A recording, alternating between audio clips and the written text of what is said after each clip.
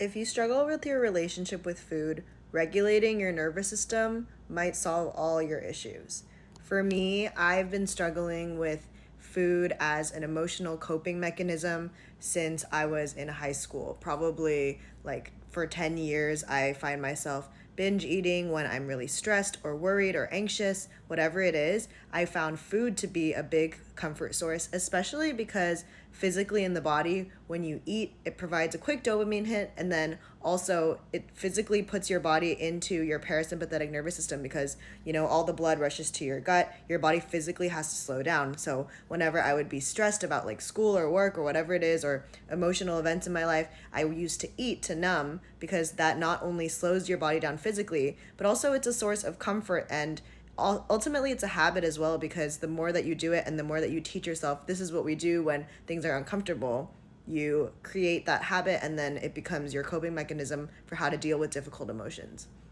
This year, I've done a lot of work on nervous system regulation and allowing myself to feel safe in my own body by allowing myself to be present with my emotions and allowing myself to feel them fully instead of distracting myself. A lot of people distract maybe through drinking, through eating, through scrolling, through watching something, whatever it is. People often decide to numb the emotions and push them aside instead of feeling them fully. And then this becomes some sort of addiction in some other form, whether it's food or drinking or whatever it is. You often replace whatever you're not facing emotionally with some other physical habit that manifests into some sort of addiction that you probably don't want to have.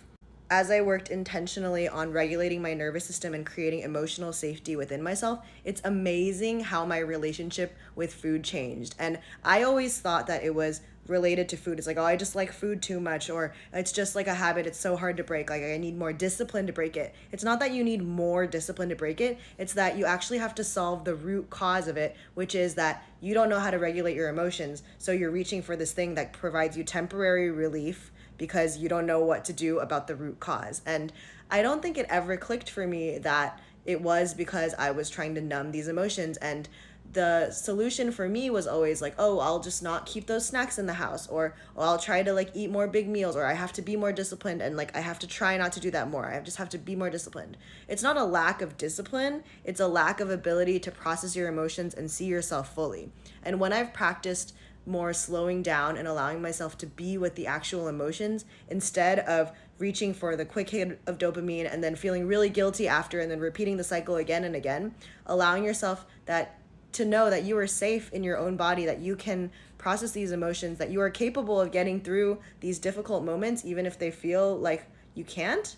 It creates so much power because you're not only not participating in these negative habits anymore, but also you've taught yourself like, hey, I trust you to get through the difficult emotions. We don't need to do those habits anymore. We don't need to rely on those negative habits because we're able to get through them on our own without those sorts of coping mechanisms that ultimately just bring us down. And I have a lot of videos about creating emotional safety and processing your emotions on my page, but the main way that I like to do it is to pause, put my hand wherever I feel tightness. For me, it's usually my heart. I think for people, it can be your throat, your head, wherever it is. And then physically rubbing, being like, hey, it's okay, you're safe. You're allowed to feel this, naming the emotions that come up, not trying to rationalize them, not trying to decide if you're allowed to feel them or not, because I promise you, every feeling that comes up, you are like allowed to feel it, and you should feel it because you want it to process through and you don't want to hang on to any of those. So allowing yourself to be with your feelings, emotionally regulate, and creating safety and knowing that you can handle whatever emotion comes up and you will get through it allows you to really get to the root cause of the issue, which is oftentimes not whatever coping mechanism. It's not that you're addicted to your phone. It's not that you're addicted to food or drinking or whatever it is. It's usually the underlying root cause, which is your inability to sit through the uncomfortable emotions and your desire to get a quick hit of dopamine and to numb, which ultimately becomes a habit. You've got this. I believe in you. We can regulate our emotions together.